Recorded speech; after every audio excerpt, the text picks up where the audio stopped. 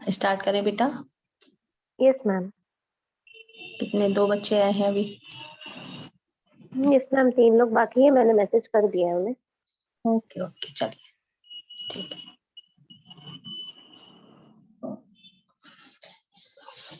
तो आज के लेक्चर में हम बात करेंगे उन आधुनिक व समकालीन कलाकारों की जिन्होंने अपनी शैली को आधुनिक एवं राष्ट्र के प्रति समर्पित करने के लिए निरंतर प्रयोग किए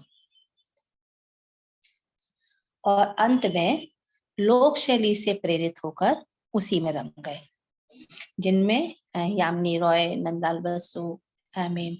अम्बेडकर, कृष्ण खन्ना, के हेब्बर, मंजीत बाबा और बहुत सारी महिला आर्टिस्ट हैं, जिनमें देवयानी कृष्ण, जयाप्पा स्वामी, दमयंती चावला, नसरीन, अर्पिता सिंह, अंजलिला मेनन। ठीक है, तो हम आज इन आर्टिस्ट के बारे में बात करेंगे।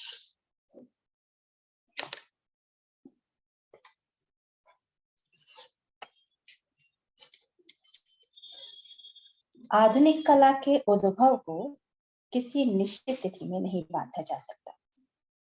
कलाकार के सृजन में आए बदलाव और प्रस्तुतियों ने नए आयाम, परिवर्तमान रचना प्रक्रिया तथा कला मूल्यों के वैशिष्ट्यकरण के आधार पर इसके उद्भव का अनुमान अपने आप ही हो जाता है।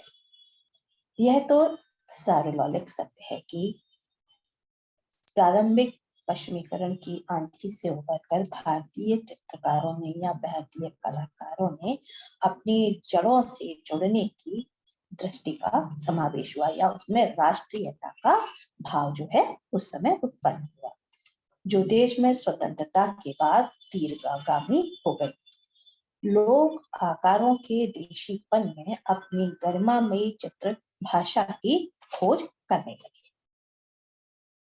20वीं शताब्दी के आरंभ में राष्ट्रीयता की भावना के साथ साथ रचनात्मक गतिविधियां भी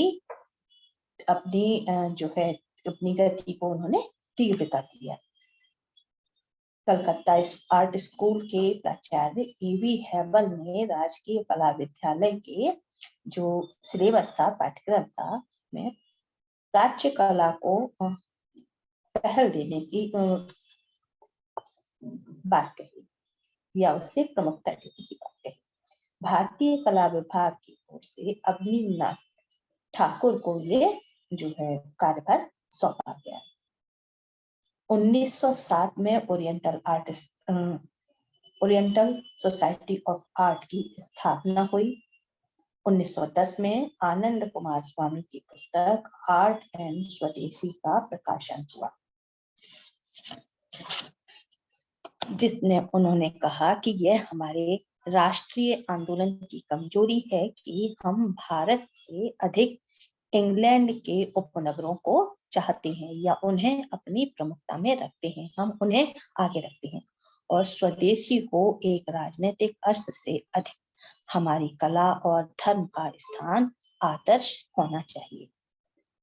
भारत में कला विद्यार्थियों का मुख्य काम यूरोपीय आदर्श और पद्धतियों का प्रचलन करना नहीं, बल्कि भारतीय परंपरा के बिखरे हुए सूत्रों को एकत्र करना होना चाहिए।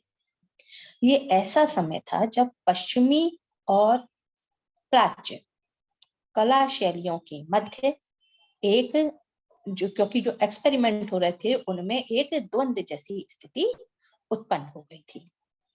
राजा रवि वर्मा के त्रिआयामी आकृतियों के तैलचित्र संपूर्ण भारत में व्याप्त थे। ऐसे समय में बंगाल के टैगोर परिवार का योगदान जो है अभूतपूर्व हुआ। यद्यपि यामिनी रॉय, अमृता शेरगिल के सौंदर्य सृजन विधा ने लोक और आधुनिकता के नूतन आयामों की उद्भावना का संकेत पहले ही दे दिया। जो नई शैलियां आ रही थी उन्होंने उसका संकेत अपनी चित्रकला के माध्यम से पहले ही दे दिया था, किंतु वैचारिक दार्शनिकता का विरूपण नए संस्कारों को जन्म दे रहा था। यामिनी रॉय का चीरहरण और लास्ट सफर जैसी रचनाएं इसके लिए देखी जा सकती हैं। ये उल्लेखनीय रचनाएं हैं। भारत का सांस्कृतिक जागरण का काल था। धीरे धीरे बंगाल, गुजरात, दक्षिण और उत्तर भारत की कला प्रवृत्तियों के भव्य स्वरूप जो है एक्सपेरिमेंट के माध्यम से उभर करके सामने आने लगे। कलाकारों के स्वतंत्र और व्यक्तिगत चिंतन तथा समाज के बहुआयामी स्वरूपों ने कलाकारों को अपनी माटी से जुड़ने का या अपनी लोक शैलियों से जुड़ने का जो है आमंत्रण दिया। पारंपरिक मूर्ति शिल्पों की गढ़न और मुद्राएं आधुनिक यूरोपीय कलाकारों की रचना प्रक्रियाओं का अवलोकन तथा अध्ययन कर भारतीय कलाकारों ने अपने लिए एक नई चित्र भाषा खोज ली, जिसमें देसी सुगंध थी, बहुआयामी त्रिभंगी मुद्राएं भी थीं और लोक कला के चमकते हुए रंग तथा बिंबों की परिकल्पनाएं उपस्थित थी।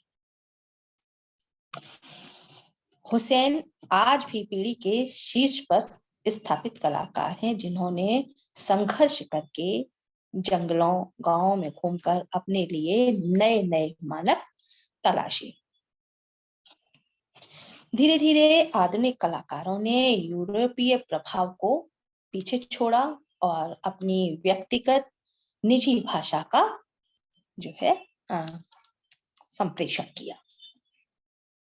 जोगेंद्र चौधरी का शेर और स्त्री लोक चित्र कला प्रतीकों का नवीनीकरण है, जो उन्होंने बनाए हैं अपनी स्त्री चित्रों में, स्त्री और शेर के चित्र, वो उसमें भी आप प्रतीकों की भांति हैं, उन्हें भी देख सकते हैं, जोड़ करके देख सकते हैं प्रतीकों के साथ। शेर के टेढ़े मेढ़े नाखूनों में अंकन उनकी अपनी सोच है।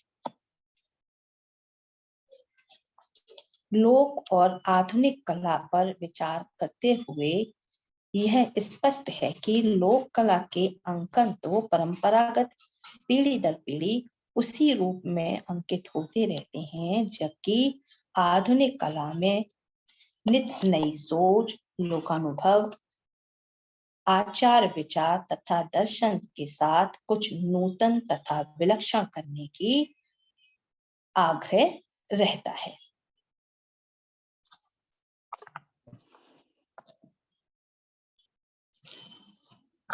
अब देखें यामिनी रॉय जो है किस तरीके से उन्होंने लोक कला में काम किए हैं।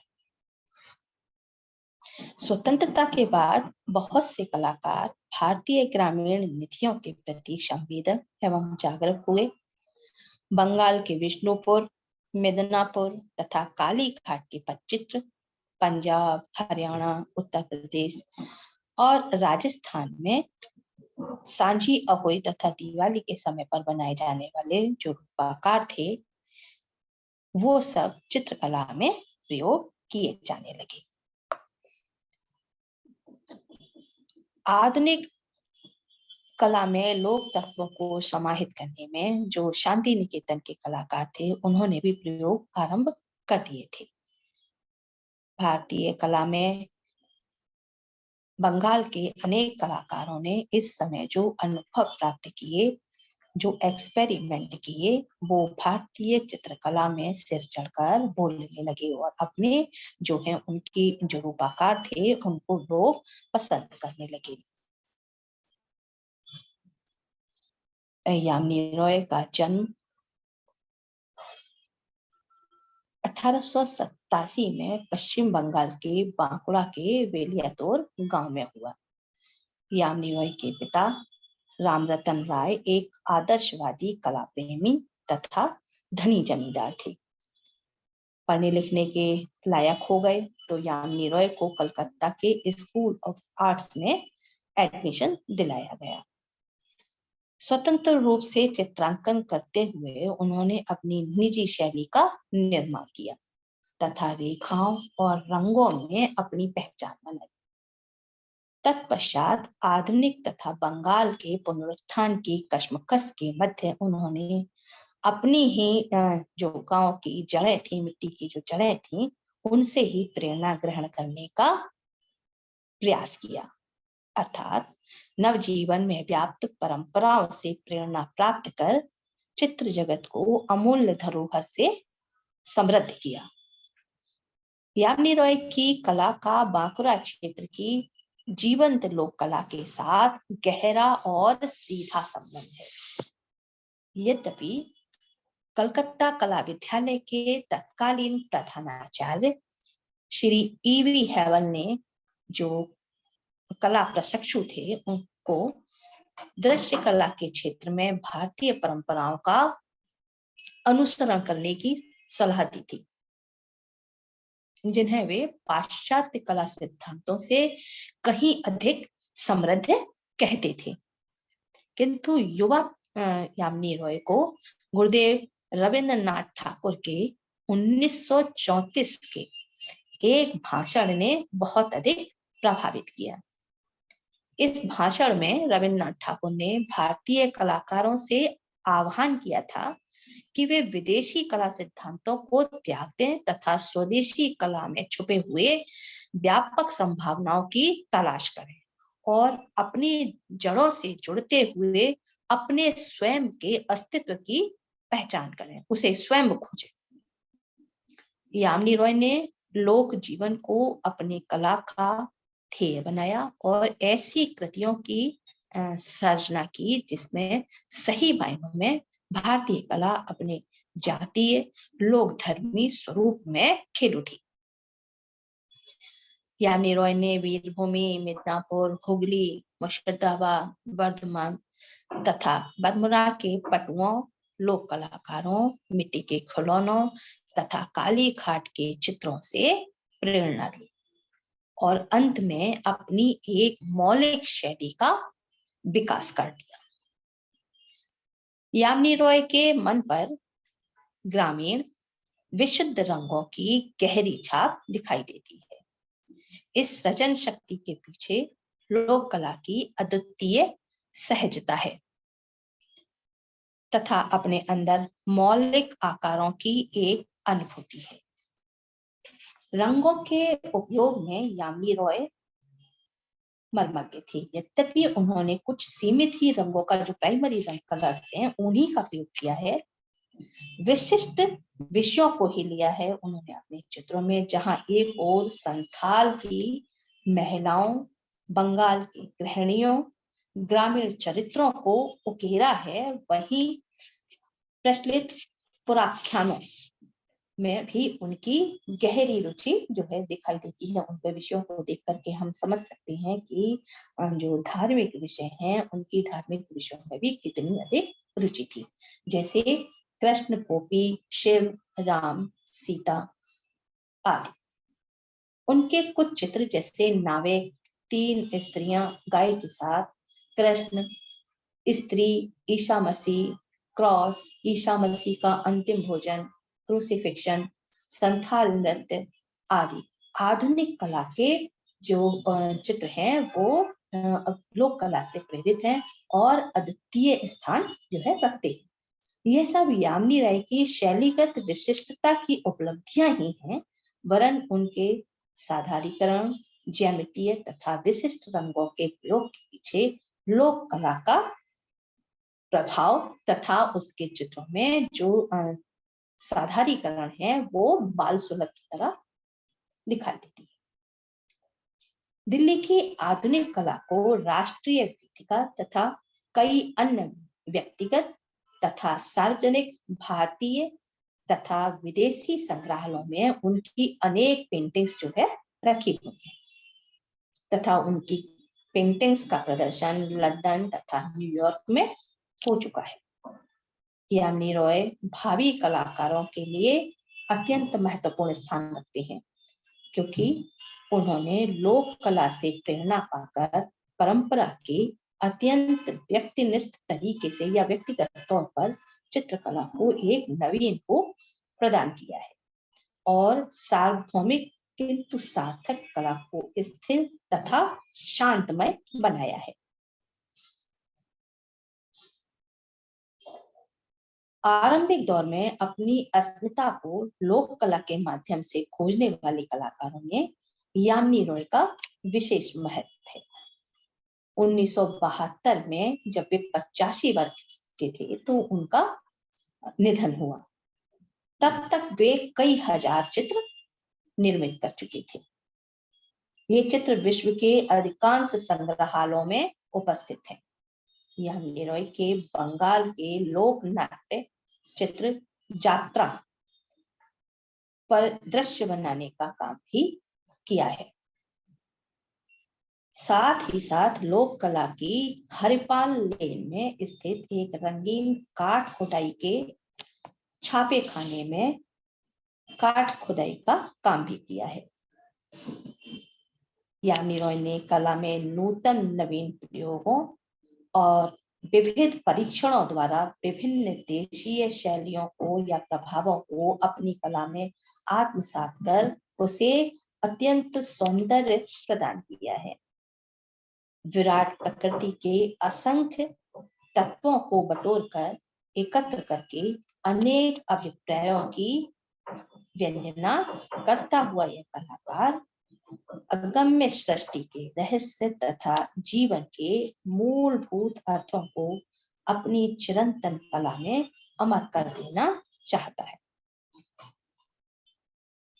मिट्टी के बने खिलौनों की रूपाकृतियां और रंगों से आपने प्रेरणा प्राप्त की।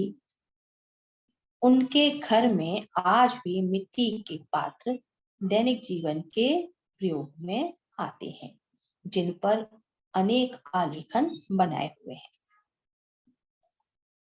मद्रास के चित्रकार श्री निवासलू ने यद्यपि मद्रास के government school of art and craft से शिक्षा प्राप्त की, वे इसमें पूर्णतः भिन्न होकर लोक कला और पौराणिक विषयों की ओर झुके। उनकी इस रुचि को यामिनी राय के चित्रों की आलेखन, सौंदर्य, चमकदार रंग, सरलता, स्पष्टवादिता आदि गुणों ने एक नवीन मोड़ या नवीन स्वरूप प्रदान किया।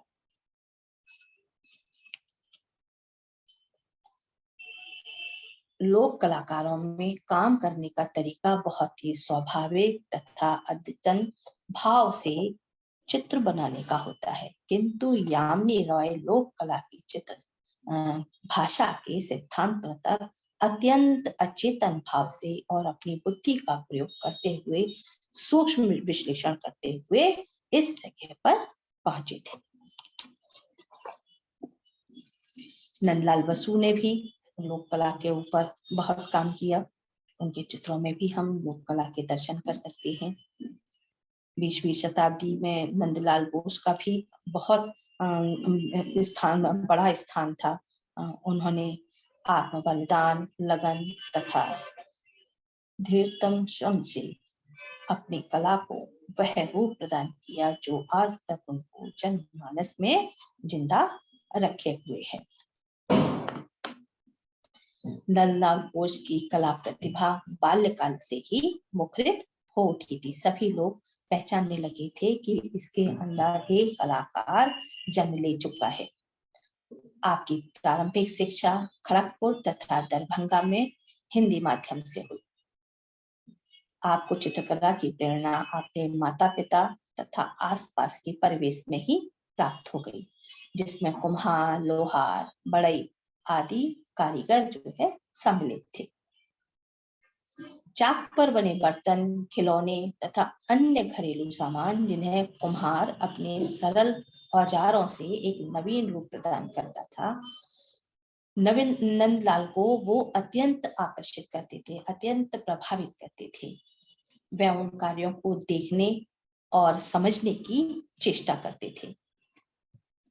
अपने बचपन में ही खड़गपुर में लगने वाली क्षेत्रीय कार्यशाला में जाकर वह इन शिल्पकारों से को कार्य करते हुए देखते थे, जिनमें बढ़ई, लोहार, सुनार, कुम्हार तथा जो पटचित्र पर कार्य करने वाले पटुआ होते थे, उनको भी उनके काम करते हुए देखना उनका शौक हो गया था। इन शिल्पकारों द्वारा प्रयुक्त रंग, योजना तथा सरल आकार स्वतंत्र चिंतन, भारतीय कलेवर में सजे सवरे रूप नंदलाल के दिमाग पर, उनके मानस पटल पर गहरी छाप छोड़ चुकी थी। श्याम वर्ण, संवेदनशील, धीर, गंभीर तथा मृदुभाषी नंदलाल की कला यात्रा गुरु अवनींद्रनाथ ठाकुर के साथ शिष्य रूप में काम सीखने का से जो है प्रारंभ हो गई। विद्यालय शिक्षा पूर्ण होने पर गुरु अवनींद्रनाथ ने उन्हें कलकत्ता के जोड़ा साहू में कार्य करने हेतु बुला लिया। अवनींद्रनाथ ठाकुर जैसे गुरु का साथ पाकर उनकी प्रतिभा जो है पल पल निखरती चली गई। वहां पर वह कलाकार गगनेंद्र और रविन्द्रनाथ ठाकुर के संपर्क में भी आए, जिसमें नंदलाल के विचारों में अदम्य शक्ति का संचार हुआ। कवि रविन्द्रनाथ ठाकुर के विचारों से नंदलाल बहुत प्रभावित हुए। रविन्द्रनाथ ठाकुर भी नंदलाल के प्रभावशाली व्यक्तित्व, गहरी कला दृष्टि से बहुत प्रभावित थे। शीघ्र ही उनके द्वारा रचित विचित्र नामक कला केंद्र में उन्हें जो है प्रिंसिपल के पद पर नियुक्त किया गया। रविन्द्रनाथ ठाकुर के साथ साथ नंदलाल बसु राष्ट्रपिता महात्मा गांधी के दृष्टिकोण में भी अत्यंत लोकप्रिय हो चुके थे। वो उन्हें भी बहुत पसंद करने लगे थे। यह प्रभाव नंदलाल बसु की कला चेतना पर प्रत्यक्ष दिखाई देता है। जहां रविन्द्रनाथ ठाकुर परंपरागत भारतीय संस्कृति के पुनर्जागरण के प्रणेता थे, तो राष्ट्रपिता महात्मा गांधी भारत की एकता तथा राजनीतिक व आर्थिक स्वतंत्रता के पक्षधर थे।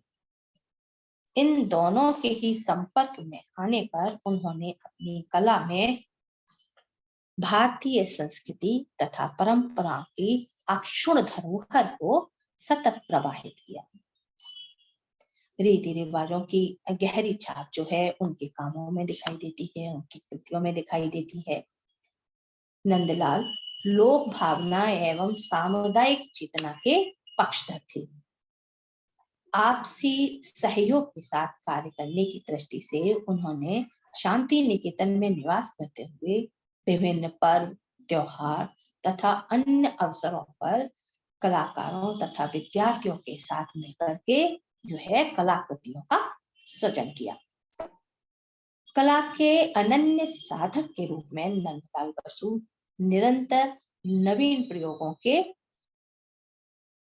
प्रयोगों में रत रहे, उनके पक्षधर रहे। अपने आरंभिक रचना कर्म में नंदलाल अपने गुरु अवनींद्रनाथ से प्रभावित थे, जिनके फलस्वरूप उनकी आरंभिक कृतियों में पौराणिक आख्यान के विषय प्राप्त होते हैं। सती का देह त्याग, शिव की विषपान, उमा की तपस्या, उमा शोक, कर्ण की सूर्य पूजा, भीष्म, एकलव्य, द्रोण, अर्जुन, धृतराष्ट्र, बुद्ध, चैतन्य, दरवेश जैसे बहुत सारे विषय हैं जो कि हमें ये बताते हैं कि वो जो है पौराणिक आख्यानों को पसंद करते थे। पौराणिक विषयों की नई भावभूमि पर चित्रित करने के साथ साथ आचार्य नंदलाल बसु ने अजंता की कलाकृतियों, लघु चित्रों, साथ ही साथ चीन तथा जापानी कला पद्धतियों से प्रेरणा प्राप्त कर अपनी कला शैली में एक नवीन स्वरूप प्रदान किया।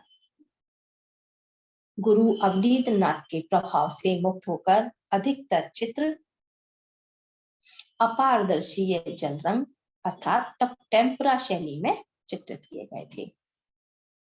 अपने प्रकृति के उन्मुक्त वातावरण को अपने चित्रों का विषय बनाया और अनगिनत संख्या में कृतियां पेन, स्याही तथा जल रंगों के द्वारा अभिव्यक्त की। एक बहुमुखी कलाकार के रूप में आपने चित्र, ग्राफिक्स, दृष्टांत चित्र, सजावटी डिजाइनें तथा इसके अतिरिक्त भित्ति चित्र भी प्रस्तुत की। नंदलाल बसु की समस्त कलाकृतियां भारतीय संवेदना की प्रतीक है।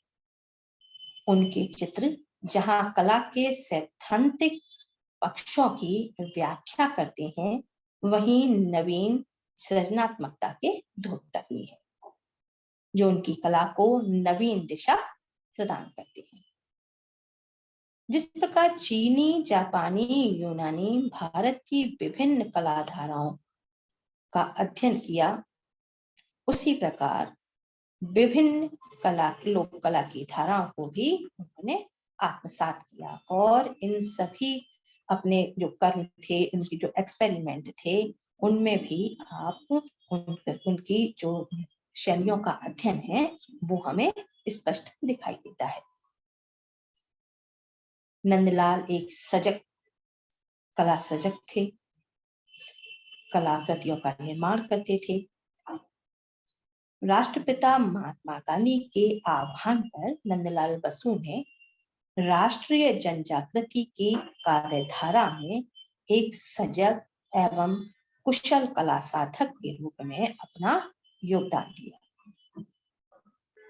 सन 1936 में लखनऊ, 1937 में फैजपुर, 1938 में हरिपुरा में हुए कांग्रेस के राष्ट्रीय अधिवेशन में उन्हें पंडाल सजाने के लिए निमंत्रित किया गया, जिसे नंदलाल बसु ने सहर्ष स्वीकार किया। अपने जो आमंत्रण था, उस आमंत्रण को सहर्ष स्वीकार किया। नंदलाल ने सामाजिक जनचेतना को ध्यान में रखते हुए अपने साथी कलाकारों के साथ मिलकर इस पर कार्य प्रारंभ किया। प्राचीन कलाओं के साथ साथ भारत की विभिन्न लोक धाराओं के समन्वय से आपने अद्भुत कला क्षमता का परिचय दिया एवं हरिपुरा पोस्टर्स के रूप में भारतीय कला जगत में एक उत्कृष्ट उदाहरण प्रस्तुत किया। बंगाल के लोक कला पटुआ कला के अनुकरण पर नंदलाल ने अपनी रचना धर्मिता से इन पोस्टर्स का निर्माण किया, जो निश्चय ही लोगों के मन मस्तिष्क पर अपना प्रभाव सदा के लिए अंकित कर गए।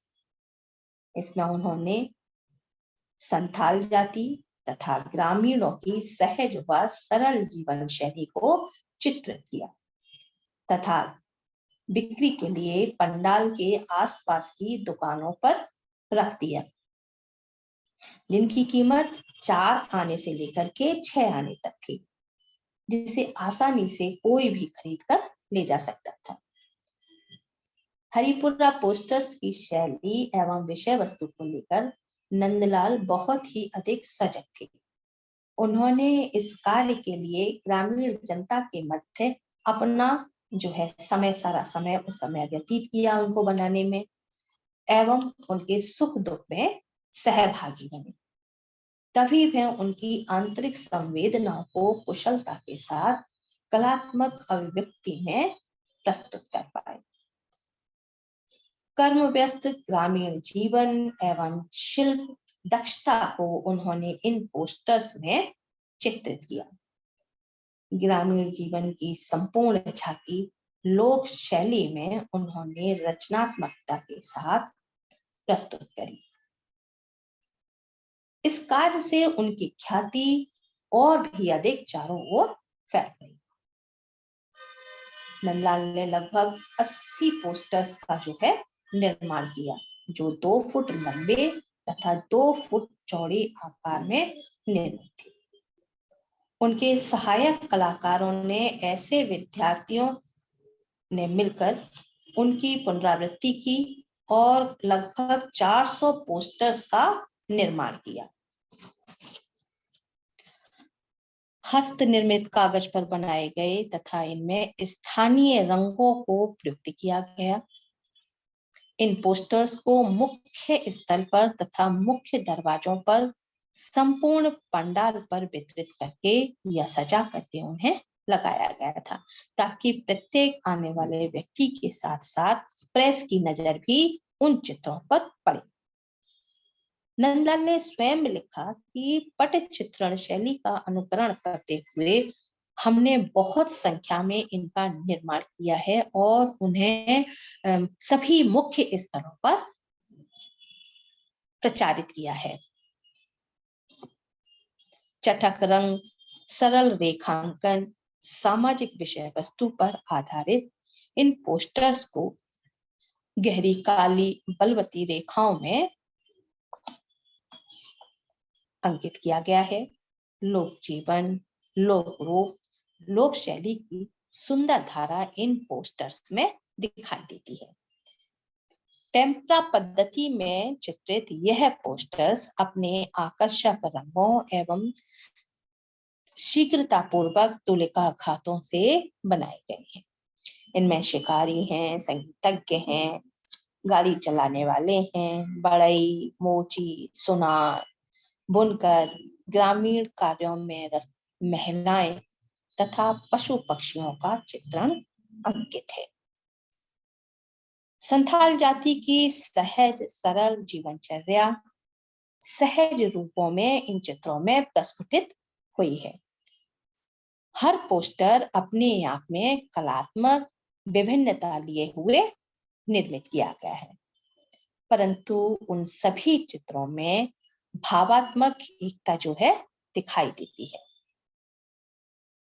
जो आसपास के परिवेश के सूक्ष्म निरीक्षण के फलस्वरूप नंदलाल बसु के द्वारा अंकित की गई। नंदलाल बसु के द्वारा निर्मित हरिपुर पोस्टर्स के अध्ययन से यह बिल्कुल स्पष्ट हो जाता है कि उन्हें लोक जीवन, साहित्य, संगीत, श्रृंगार, शास्त्र से प्रेरणा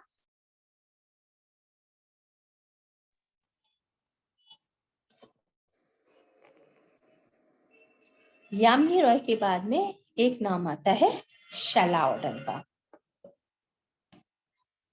रहती तो वो लंदन में है, लेकिन बंगाल की लोक कलाओं, कल्पना, अल्पना, कथा, पटचित्र, खिलौने, गुड़िया और जो पटचित्र हैं, कुंडली चित्र जिन्हें कहते हैं, समस्त तत्वों को यामिनी रॉय के निर्देशन में उन्होंने भी अपनाने का प्रयास किया। अमृता शेरगिल के बाद महिला कलाकारों में उन्हीं का नाम आता है। वे स्वयं को लोक कला के मुखर तथा प्रभावशाली माध्यम में व्यक्त कर रही हैं। उनकी कला में सादगी, निश्चलता, जीवन का उल्लास है। इस दृष्टि से अपने गुरु यामिनी रॉय से भी आगे निकल गई हैं। प्रतीकात्मक होते हुए भी उनकी आकृतियों में मानवीयता है। उनकी प्रफुल्लता, प्राणवत्ता तथा सौंदर्य के समक्ष स्वयं यामिनी राय की आकृतियां भी कठोर प्रतीत होती हैं। अपनी परंपरागत लोक कला की समृद्धि का अनुकरण करने में बंगाल के पश्चात आंध्र प्रदेश के कलाकारों का भी नाम जुड़ता है। इनकी कृतियों में कल्पना तथा अंतर्दृष्टि का सुंदर समन्वय है। आंध्र प्रदेश की लोक कला, लोक चित्रकला सातवाहन, पल्लव, चालुक्य तथा राष्ट्रकूट, काकतीय, विजयनगर साम्राज्य, मथुरा तथा तंजौर के उत्कर्ष काल में अत्यंत समृद्ध रही है।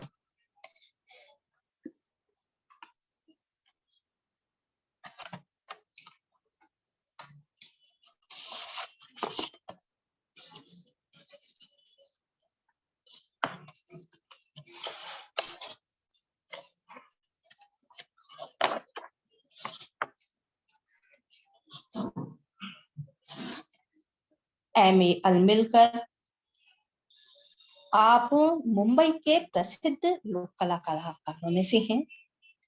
आपने मुगल, राजपूत, कांगड़ा तथा दक्षिण शैलियों से भाव तथा रस ग्रहण किया है तथा अपनी कलाकृतियों में लोक कला के प्रति अपने रुझान को प्रस्तुत किया है। चित्रकार कृष्ण खन्ना, आपकी कृतियां भी देश और विदेश की कला शैलियों का जो है उन कृतियों में समन्वय दिखाई देता है।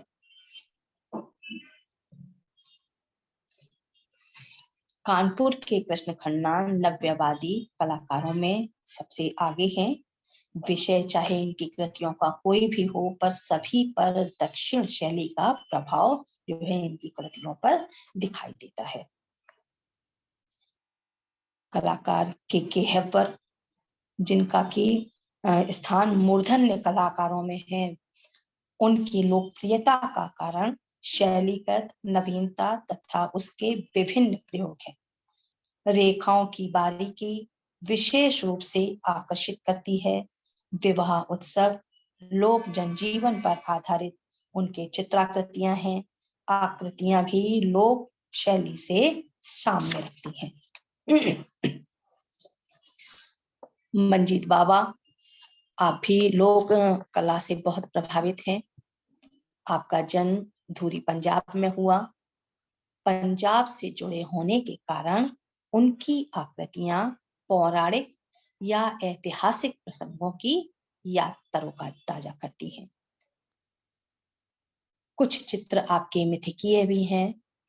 उनके चित्र गुलाबी खेत, वंशी बादक, कृष्ण, सर्वोत्कृष्ट लोक जीवन से जुड़ी हुई चित्र रचनाएं हैं, जिनमें वे दोपहर या गोधूली की बेला का समय अंकित करके उसमें जो रंग लगाए गए हैं, चटकीले लगाए गए हैं।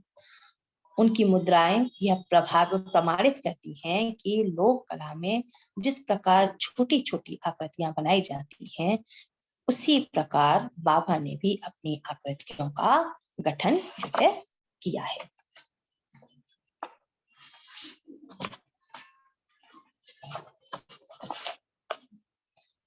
समकालीन महिला चित्रकारों में अगर हम बात करें तो सुनैनी देवी एवं माधवी पाल जो है विख्यात कलाकार है। सुनैनी देवी अवनीनाथ ठाकुर की छोटी बहन थी। 1875 में कलकत्ता में आपका जन्म हुआ। बंगाल के लोक शिल्प, विशेष रूप से पट चित्रण से आप बहुत अधिक प्रभावित रही तथा उन्होंने इस पद्धति को चित्रांकन के हेतु अपना लिया। उनके चित्र प्राय दैनिक जनजीवन, हिंदू देवी देवताओं को समर्पित रहे। बाध्य लिए हुए बाउल, ये चित्र है उनका। हुक्का लिए हुए बंगाली बाबू, ये चित्र उनके जो है लोक कला से अत्यंत प्रभावित दिखाई देते हैं।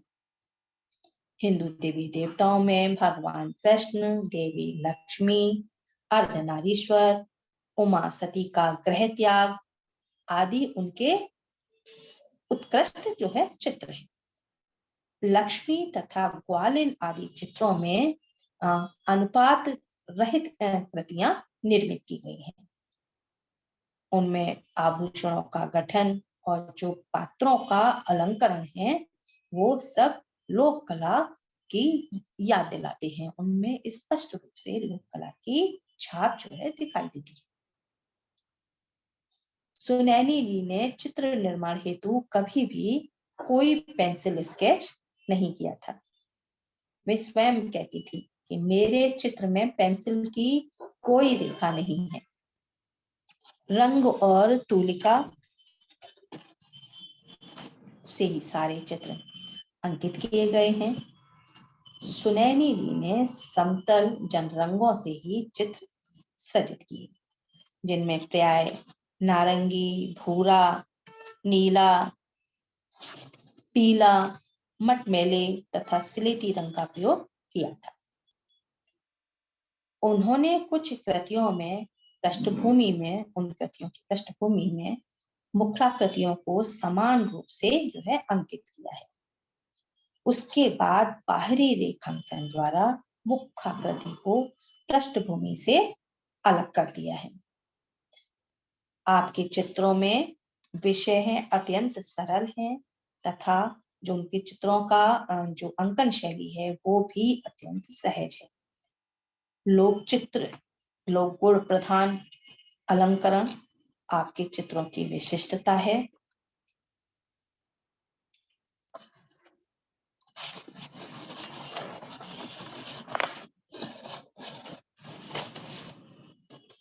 देवयानी कृष्णा, आप भी वरिष्ठ महिला चित्रकार हैं। अनेक माध्यमों में आपने चित्रण कार्य किया है और अपनी सृजनशीलता का परिचय दिया है। आकृति मूलक तथा अमूर्त दोनों ही प्रकार का चित्रांकन आपकी अद्भुत कला प्रतिभा का परिचय है। आपकी कला में जहां लोक कला, ज्यामितीय कला, खिलौनों तथा मुखौटों का प्रभाव परिलक्षित होता है, वहीं वे पालकली की कला के भी निकट दिखाई देती है। देवयानी जी के अधिकांश चित्रों में हमें लोक कला परंपरा की छाप दिखाई देती है। चित्रों का स्वरूप भले ही आधुनिक हो, परंतु उन चित्रों की आत्मा ठेठ भारतीय परंपरा को लिए। यद्यपि उनकी कला में पर्याप्त कला तत्व नहीं है, फिर भी उनकी कृतियां परिष्कृत लगती हैं, जिनमें लय तथा डिजाइन का भरपूर प्रयोग किया गया है। कम रंगों में ही अंकन करती तथा तूलिका के रंगों की परिवर्तित रंगतों से तरल गति, जटिल संयोजन के साथ कभी भंवरदार तो कभी धब्बों के रूप में अपनी तूलिका को चलाती है। इस प्रकार उनके रंगों से चित्रों में लय उत्पन्न होती है। जयाप्पा स्वामी, आप भी प्रसिद्ध चित्रकार तथा लेखिका हैं। अब जया के चित्रों का संसार बंधनों से मुक्त किसी कल्पना जगत में विचरण करने जैसा प्रतीत होता है। उनके चित्रों में नारी सुलभ आकृति वाली सरल, सुकोमल तथा मांसल बक्षों वाली नव यौवना के रूप दिखाई देते हैं, जिसके चेहरे पर आकांक्षा, प्रतीक्षा, निराशा तथा गंभीरता के भाव दृष्टिगोचर होते हैं। चित्रों में वे जटिल से जटिल ब्रश स्ट्रोक लगाने में भी माहिर हैं। उन्होंने कुछ काव्यमयी विषयों को भी अपने चित्रण का आधार बनाया है। आप चीन जाकर वहां की कला को देखकर ज्ञान प्राप्त करने के अतिरिक्त चीन को नए कला युग में अवतरित होते हुए देखने वाली पहली आधुनिक महिला चित्रकार। उन्होंने तैल रंग, जल रंग तथा रंगीन स्याही के सभी माध्यमों में चित्रण कार्य किया है। उनके दृश्य चित्र शैलीगत शांत प्रभाव तथा चिंतन का आभास कराते हैं। उन्होंने चित्रों के सृजन के अतिरिक्त लौकिक जीवन में भी भारतीयता का परिचय दिया है।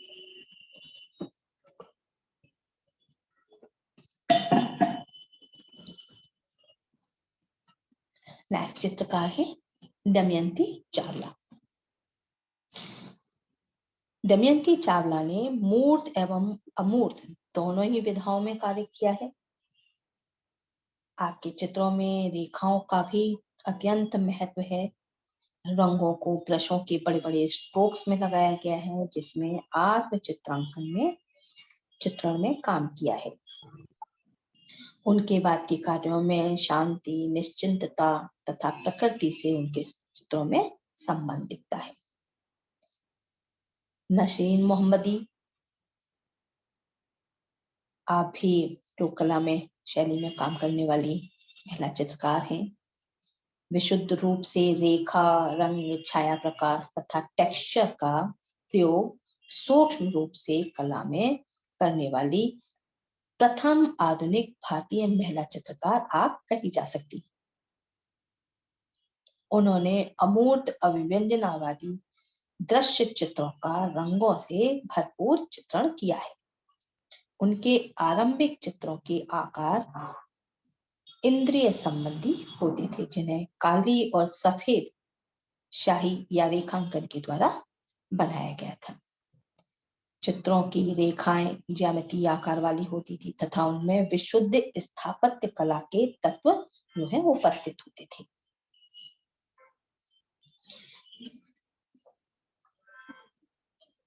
अर्पिता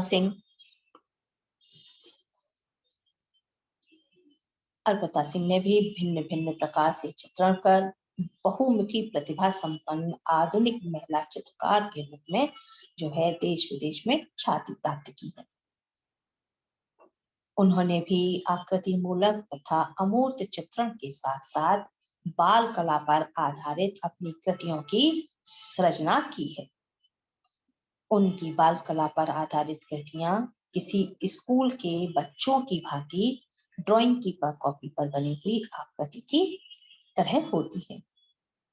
उनके अमूर्त चित्र नियमबद्ध होते हुए भी अद्भुत बल तथा शक्ति का आभास जो है कराती है। वहीं उनके चित्रों में मानवाकृतियां बहुत ही सरल तथा स्वतंत्रता पूर्वक अंकित की गई है और बालकों जैसी भोलापन उन कृतियों में दिखाई देता है। अर्पिता ने अनेक रेखांकन स्केचेस भी किए हैं, जिसमें उनकी एक विशिष्ट पहचान बनी, परंतु उन्होंने रेखांकन की अपेक्षा जल रंग, एक्रेलिक तथा कैनवास पर भरी पूरी दुनिया को स्केच करने में या चित्रित करने पर अधिक महत्व दिया। उनके जल रंग से बने चित्र आकार में छोटे तथा इंद्रधनुषी रंगों से भरे होते हैं। वे विदेशी चित्रकार पाउल क्ले तथा मीरो से प्रभावित रहीं। इसके अतिरिक्त उन्हें वैन गॉग ने भी प्रभावित किया। वे अपनी कला में भारतीयता पर विशेष महत्व देती हैं तथा अन्य कलाओं में भी उनकी साहित्यिक कला पर भी खासी पकड़ है। उनके चित्रों के विषय आम आदमी के दैनिक जीवन से संबंधित होते हैं। कहीं कहीं व्यंग्य की झलक भी मिलती है उनकी कृतियों में।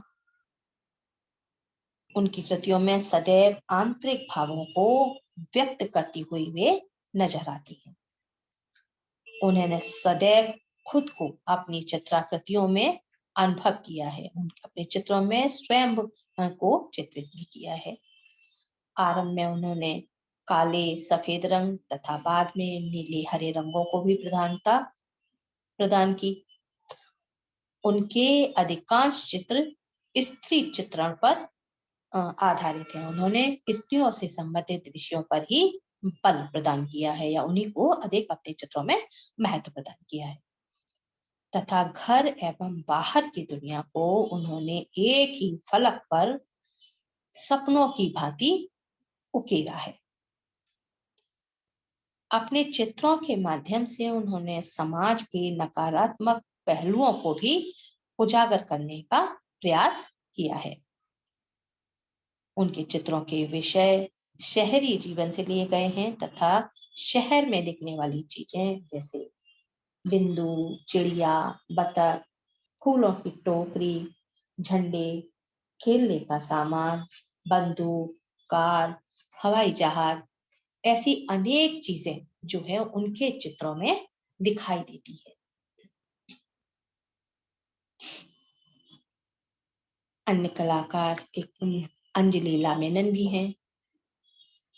विश्व प्रसिद्ध आधुनिक भारतीय महिला चित्रकार अंजलि ला मेनन ने अपने कलाकर्म से वरिष्ठ से लेकर युवा वर्ग तक की पीढ़ी को जो है प्रभावित किया है।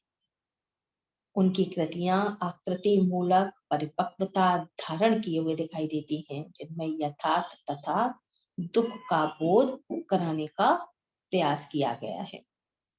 उनमें गहराई है, शांति है तथा कभी कभी वो तनाव से भरी हुई दिखाई देती है। उनके चित्रों में मानवाकृतियां रशियन आइकन्स का आभास कराती हैं।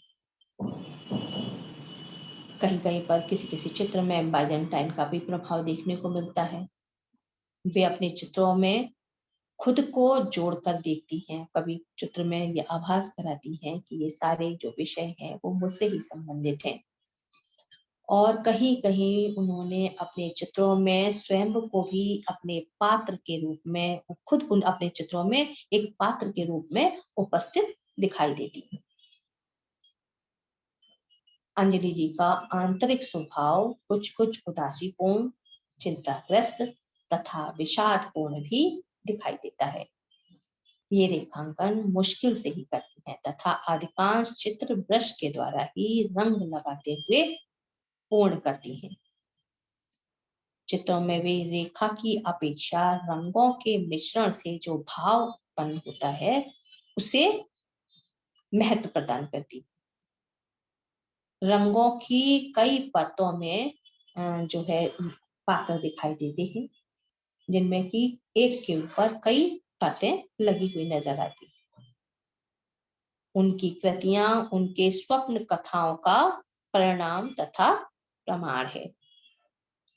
अपनी लंबी कला यात्रा में उन्होंने यथार्थ अंकन को ही महत्व प्रदान किया है। आरंभ में उन्होंने घर के कोने, खिड़की तथा दरवाजों के साथ साथ घरेलू चीजों जैसे कुर्सी, मेज, पक्षियों का श्रृंखला,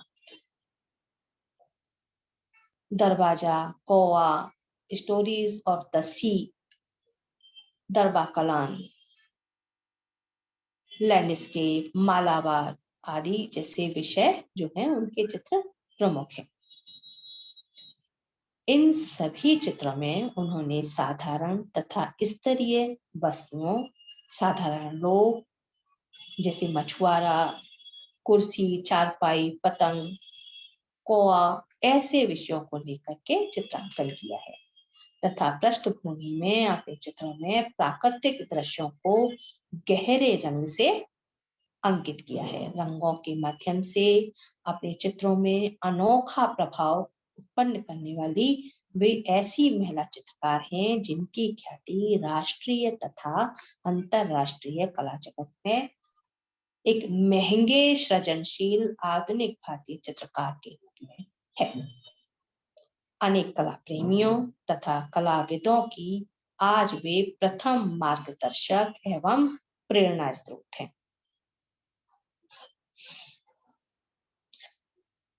नेक्स्ट चित्रकार हैं माधवी पारेख। लोक कला के सार को जितना माधवी पारेख ने सहेजा है, संभवतः उतना किसी अन्य कलाकार ने। उनके काम में या उनके कृतियों में बार्ली, मधुबनी, सौराष्ट्र के भित्ति चित्र तथा गुजरात की एम्ब्रॉयडरी का स्पष्ट प्रभाव परिलक्षित होता है। लोक कला पर आधारित उनके चित्रों में रेखांकन तो सशक्त है ही, चित्रतल सपाट तथा पृष्ठभूमि में महीन चित्रकारी से उन चित्रों में सजावट भी दिखाई है, जो कि चित्र को अद्भुत रूप प्रदान करती है।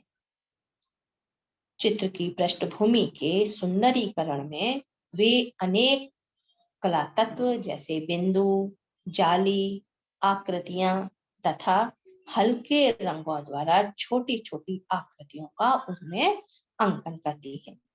चित्रों को कई भागों में विभक्त कर चित्रण करने के उपरांत उनको संयोजित करती है। उनके चित्र धार्मिक तथा ग्रामीण लोक जीवन पर आधारित होते हैं। उनके विषय जो है लोक जीवन से ही उठाए गए होते हैं। चित्रों की आकृतियों में स्पष्ट सपाट रंग, पृष्ठभूमि में रंगों की विभिन्न तानों का जो है प्रयोग किया जाता है। ये चित्र सरल होने के बाद भी दर्शक को अपनी ओर सहज ही आकर्षित करते हैं। वर्तमान समय में जहां सभी कलाकार अमूर्त कला तथा आधुनिक शैली में मानवाकृतियों एवं प्राकृतिक दृश्यों का सृजन कर रहे हैं, ऐसे में माधवी पारेख की प्राचीन तत्व लिए हुए ये कलाकृतियां अपने आप में एक नवीन आभास जो है कराती हैं तथा उनकी कला युवा कलाकारों के हृदय में लोक कला एवं संस्कृति के प्रति रुचि उत्पन्न करती है। अपर्णा कौर, नेक्स्ट चित्रकार। पुरुष प्रधान संसार में स्त्री का मार्मिक चित्रण कर उसके जीवन के विविध रूपों तथा उसके जीवन की पीड़ाओं को उजागर कर अपर्णा जी ने समाज में नारी की स्थिति को मजबूती प्रदान की है। उन्होंने नारी की विभिन्न अवस्थाओं जैसे बाल्यावस्था, युवावस्था, वृद्धावस्था तथा विधवावस्था को भी चित्रित किया है।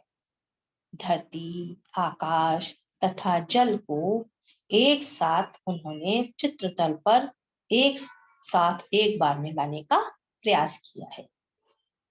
उनके चित्रों की नायिका जो है बसोली शैली की नायिका का स्मरण कराती है। उस पर बसोली शैली का प्रभाव जो है जबरदस्त दिखाई देता है।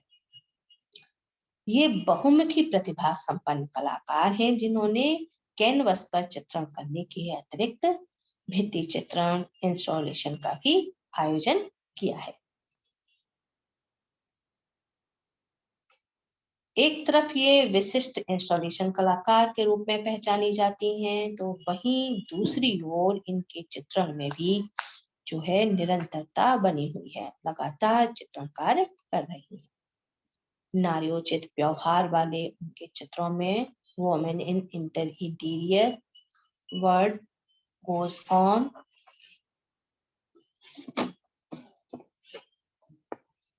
जैसे चित्र प्रमुख हैं। आपने विविध कलाकृतियों के द्वारा प्रयोगशील, सक्रिय तथा साहसिक महिला के रूप में आज भी पहचानी जाती है, जिन्होंने अपनी रचनाओं को सामाजिक मुद्दों पर मुख्य रूप से उनको मुद्दों को अपनी कृतियों में मुख्य रूप से चित्रित किया है और समाज में जो है हलचल फैलाई है। उनकी यह प्रवृत्ति भारतीय कलाकारों की झिझक को दूर कर उन्हें उचित मार्गदर्शन प्रदान करती है। एक अन्य कलाकार हैं साबिया। आप भी लोक चित्रकार हैं। साबिया दिल्ली की उभरती हुई चित्रकार, जिन्होंने अपनी अल्प आयु में ही अपनी मेहनत, लगन तथा अद्भुत सृजनशीलता से एक सफल आकृति मूलक चित्रकार के रूप में अपनी पहचान बनाई है। वे मूल रूप से मानव चित्रण करने वाली महिला चित्रकार हैं, जिनके चित्रों का मुख्य केंद्र नारी होती है। आप रामचंद्रन को अपना आदर्श मानती हैं, उनकी कला से प्रभावित भी हैं। फलतः आपकी कलाकृतियों का में भी आकृतियों का अंकन कुछ रामचंद्रन की भांति दिखाई देता है। ये प्रभाव स्वाभाविक भी है, परंतु उनकी कलाकृतियों के विषय रामचंद्रन की कलाकृतियों से पूर्णतः भिन्न है और आकृतियों के भाव तथा मुद्राएं भी। यदि कुछ उनमें समान है तो शायद कुछ रंगों के प्रयोग एवं प्रत्येक वस्तु का स्पष्ट लयात्मक एवं सौंदर्य से पूर्ण अंकन। साबिया जी के चित्रों में भारतीय परिवेश में रही भारतीय महिलाओं के जीवन को कलात्मक ढंग से प्रस्तुत किया गया है। प्रत्येक चित्र में उनकी उपस्थिति का प्रत्यक्ष एवं अप्रत्यक्ष रूप से आभास उत्पन्न होता है। उनके चित्र एक आनंददायी अनुभूति कराते हैं, परंतु गहराई से देखने पर एक दूसरी ये तस्वीर जो है हमारे सामने आती है। चित्र में अंकित महिलाएं समूह में होते हुए भी अकेली महसूस करती हैं स्वयं को। उनके चेहरे सुंदर नयन नक्शे वाले होते हैं, परंतु आंखों का सूनापन, निराशा तथा चिंता के जो भाव है उनकी आकृतियों में, वो ऐसा प्रतीत होता है कि वो भीड़ में होकर के भी नितांत अकेली है। यह कार्य तो कोई और कर रहा है, परंतु उनका ध्यान यथार्थ से परे किसी कल्पना जगत में विचरण कर रहा होता है। किसी के चेहरे पर भी मुस्कान दिखाई नहीं देती तथा चित्रों में नारी अभी तक खुद को सामाजिक रीतियों एवं सांसारिक बंधनों में जकड़ा हुआ महसूस कराती है कि उनके चित्रों की आकृति ऐसे लगती है जैसे किसी बंधन में है। वो चेहरों के ऊपर कोई भी मुस्कुराहट या खुशी का भाव नहीं है। वह स्वतंत्र होने की चाह में चिंताग्रस्त दिखाई देती है। अपने चित्रों के विषय में आपका स्वयं का मानना है कि उनके चित्र उनके जीवन से जुड़े हुए हैं। जिस प्रकार वे जीवन में ऊपर से खुश दिखाई देती हैं, दिन भर व्यस्त रह करके काम करती हैं, परंतु उनके जीवन के दुख एवं निराशाजनक पलों की स्मृति अभी भी उनके हृदय में विद्यमान है। उसी प्रकार उनके चित्रों की नायिका भी ऊपर से प्रसन्न दिखती हैं, रस्सी कूदती हुई, श्रृंगार करती हुई, बांसुरी बजाती हुई, घर के नित्य कर्म करती हुई, जैसे कढ़ाई कर रही हैं, गपशप कर रही हैं, परंतु उनका चेहरा जो है उनकी हृदय में छुपी हुई उदासी को अभिव्यक्त करता है।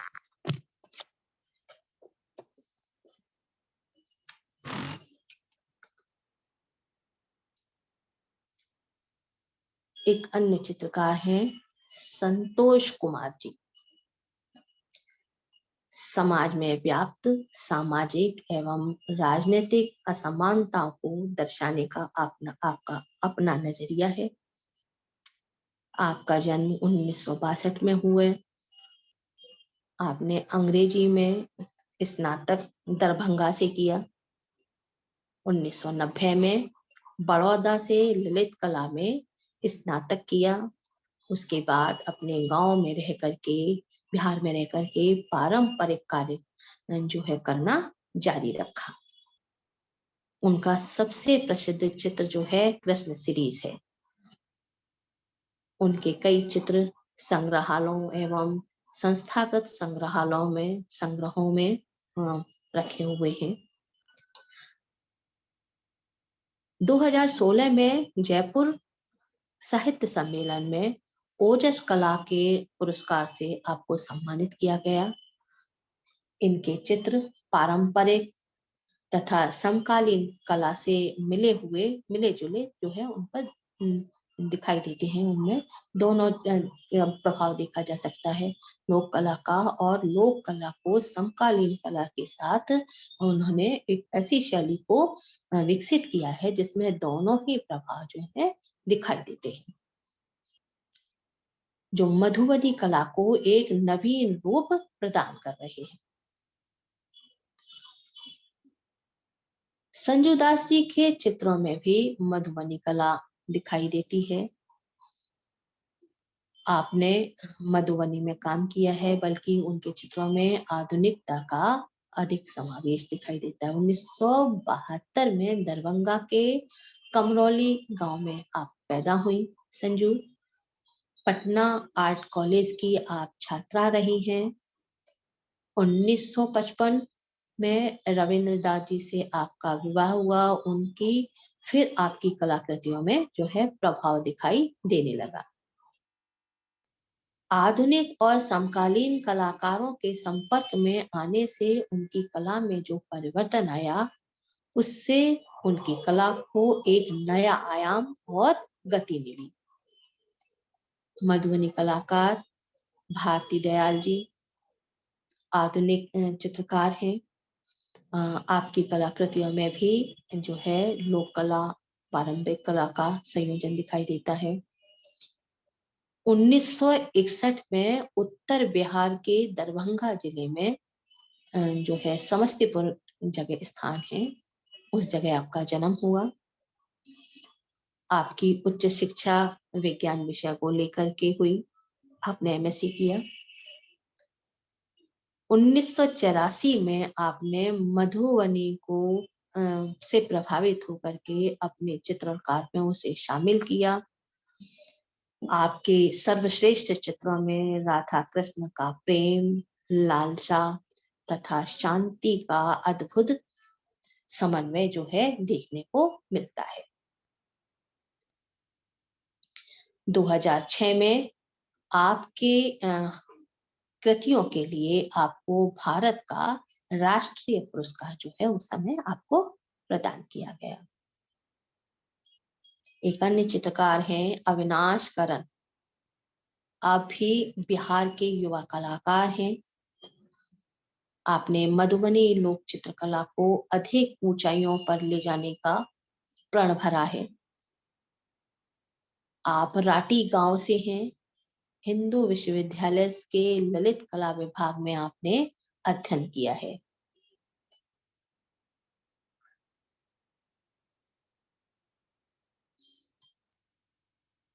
आप शहरी जीवन को अपने चित्रों में चित्रित करते हैं, लेकिन उसकी शैली जो है लोक शैली को ही रखते हैं, जिसमें बहुत बड़ा जो प्रभाव दिखाई देता है वो आपको वो मधुबनी से दिखाई देता है। मधुबनी का प्रभाव इनकी कलाकृतियों में अधिक दिखाई देता है। आप झारखंड में कैलाश सत्यार्थी चिल्ड्रन फाउंडेशन के लिए इस समय कार्य कर रहे हैं। लोक कला शैली में अन्य काम करने वाले जो कार्य करने वाले कलाकार हैं, कमलेश राय हैं, रौद्री पासवान हैं, जो कि चित्रण कार्य कर रही हैं, जो 2-3 दशकों पहले मधुबनी चित्रकार गंगा देवी, सीता देवी, महासुंदरी देवी, जगदम्बा देवी आदि पौराणिक व धार्मिक विषयों को लेकर के जिन्होंने काम किया था और ख्याति अर्जित की थी। देश में ही नहीं वरन विदेशों में भी इन कृतियों को सराहा गया था। वहीं भारत सरकार ने पद्मश्री व राज्य सरकारों ने कई राष्ट्रीय पुरस्कारों से आपको सम्मानित किया।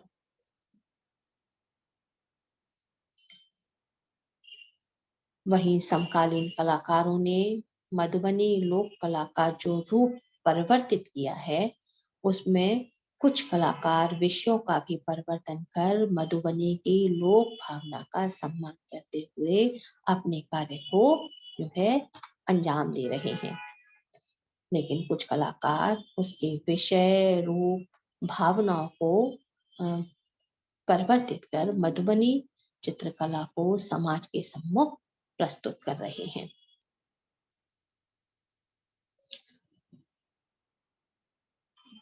एक और अन्य चित्रकार हैं नीता कुमार।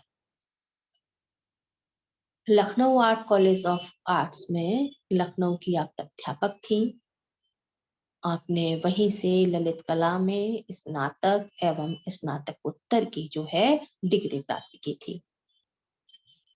नीता 2 साल तक फैशन डिजाइनिंग तथा कंप्यूटर का डिप्लोमा कोर्स भी आपने किया।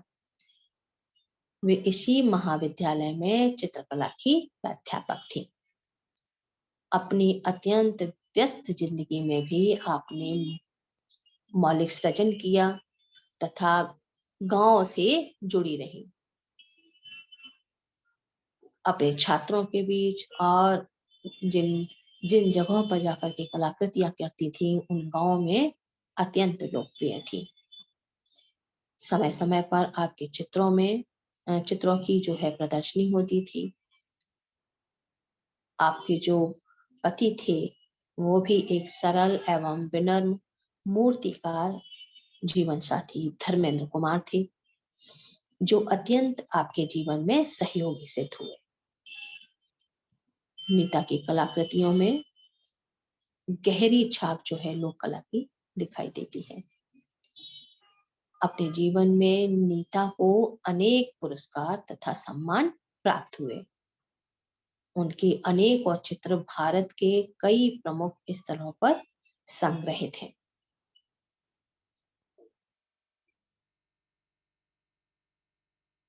अट्ठाईस दिसंबर 2019 को लखनऊ में ही बहुत बीमार होने की वजह से आपकी असमय जो है मृत्यु हो गई।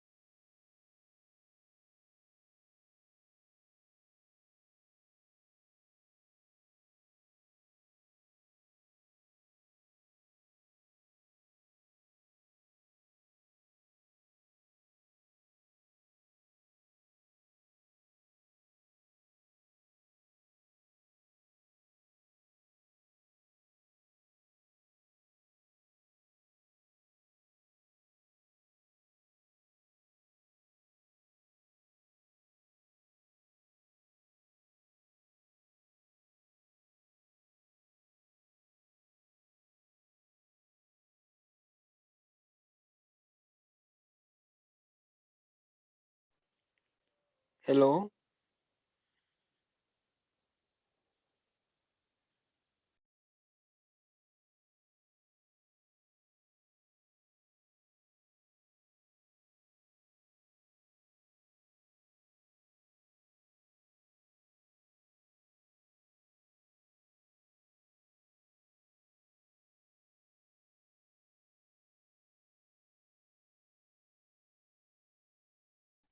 हेलो, आवाज नहीं आ रही। हेलो अरे मैम यार ने तो आवाज लीव नहीं आ कर रही। दिया। हेलो, मैम ने तो लीव कर दिया। हाँ यही मैं कह रहा हूँ कि लीव कैसे कर दिया। टाइम कहाँ हुआ अभी अभी? अभी कंप्लीट नहीं हुई है शायद क्लास।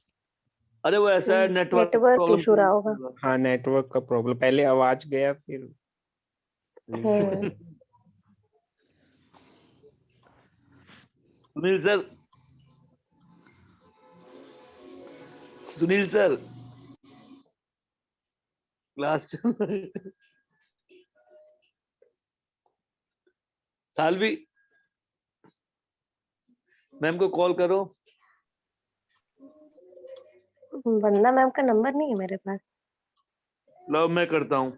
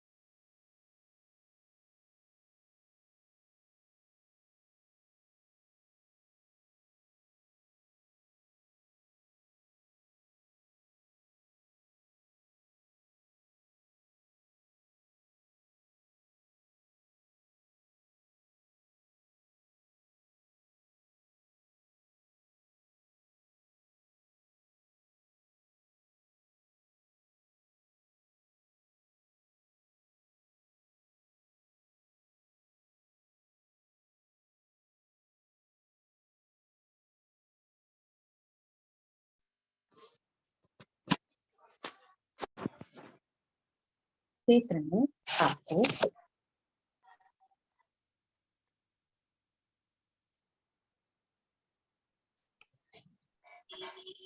नेक्स्ट चित्रकार है प्रभा पवार। विशाल कला भवन शांति निकेतन की आप क्षेत्र में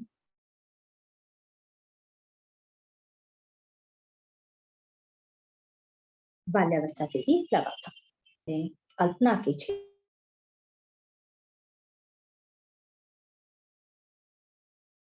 न सिर्फ अपना बल्कि प्रभा जी की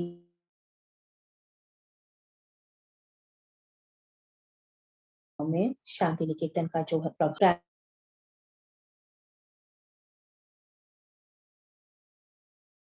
भारतीय कल्प पद्धति जागरण एवं शांति निकेतन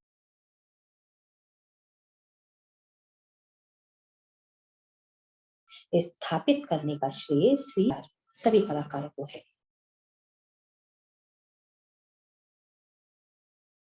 जिन्होंने इस प्राचीन कला को नवीन रूप प्रदान करके जो है नवजीवन प्रदान किया है।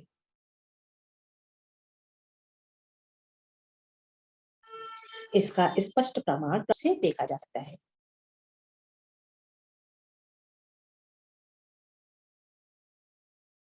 सौम्य रेखांकन एवं लय रूप,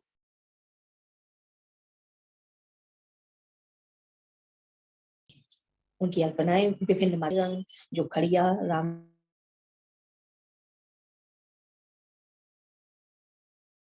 केरू काजल कभी फूल पत्तियों से भी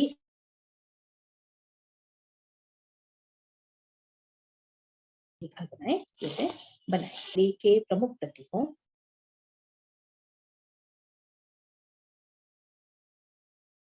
का फूल, इसकी पत्तियां, भिन्न भिन्न प्रकार के पशु पक्षी,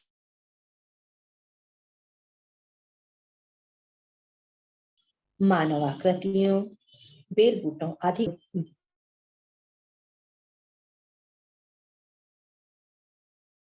उसका प्रयोग है वो कितनी आकृति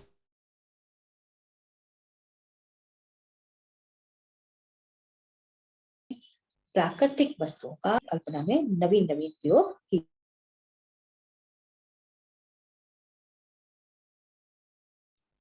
परंपरागत रूप मिट्टी के मटखोर घर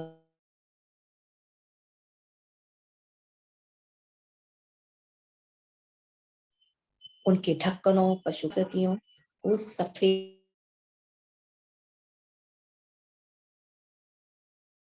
पीले रंग में अंकित किया है। एक लोकप्रिय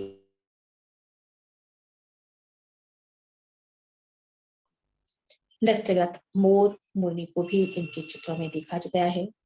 प्रतिष्ठित कला प्रेमी प्रभा पवार ने अपनी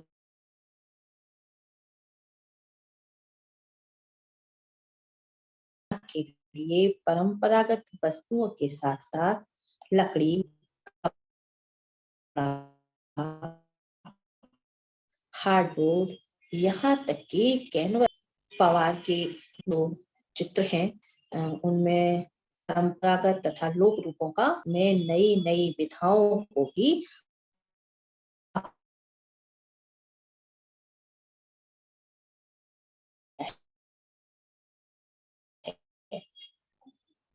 अल्पना के नव विधाओं का स्वयं परिचय देते। प्रभा पवार की उत्तर प्रदेश की लोक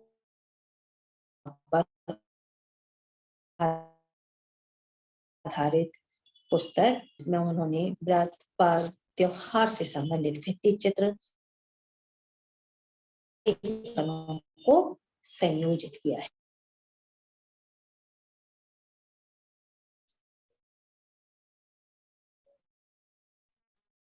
कला पवार की अल्पना के नमूने ही अद्भुत है। अब उनमें किस तरह कहाँ पर कौन से रंग को प्रयुक्त करना चाहिए, कहाँ रेखाओं की आवश्यकता है, कहाँ रंगों की, यह सब मंत्र मुग्ध करने वाले हैं। लोक कला से प्रेरित इनके चित्रों की मंडन तथा उनकी शैली विशेष प्रभाव रखती है। प्रभा जी के तौर तरीके एवं सौंदर्य अंकन वो भी एकदम अद्भुत एवं निराला है। प्रभा जी ने अपने व्यापक अध्ययन और अभ्यास के उपरांत समन्वयात्मक दृष्टि का विकास किया। आपने नए, पुराने, शहरी एवं ग्रामीण, पाश्चात्य तथा पारंपरिक सभी पद्धतियों का जो है समन्वय किया। धीरे धीरे प्रभा जी ने अपनी कला शैली का क्षेत्र विस्तृत किया, दृष्टि की परिपक्वता उसको प्रदान किया कि अनेक माध्यमों में जो है उन्होंने संभावनाओं को जो उसमें हो सकती थी उन सभी को सम्मिलित किया। जहां तक प्राचीन तथा अतीत की सांस्कृतिक परंपरा के पुनरुत्थान का प्रश्न है, प्रभा जी ने किन्हीं अंशों तथा कार्य प्रणाली और उसी के रूप में समृद्धि को जीवन की अखंडता जो है प्रदान करने का प्रयास किया। कैनवस पर प्रभा पवार के चित्र अत्यंत सादगी लिए हुए हैं। रंगों की विशिष्ट लय जो है उन चित्रों में दिखाई देती है। रेखाओं की उपस्थिति जो है अद्भुत एहसास कराती है। इन सब के बावजूद अंतर्मन भावनाओं के सरलीकृत सौम्य रूप है उन चित्रों में। प्रकृति तथा जीव जंतुओं की सूक्ष्मता में जाते ही उसके अनुरूप ही रंग, रेखा, प्रतीक तथा आकारों को निर्मित करती है। प्रभा पवार के इसी प्रयास से लोक कला के प्रति लोगों का आकर्षण उत्पन्न।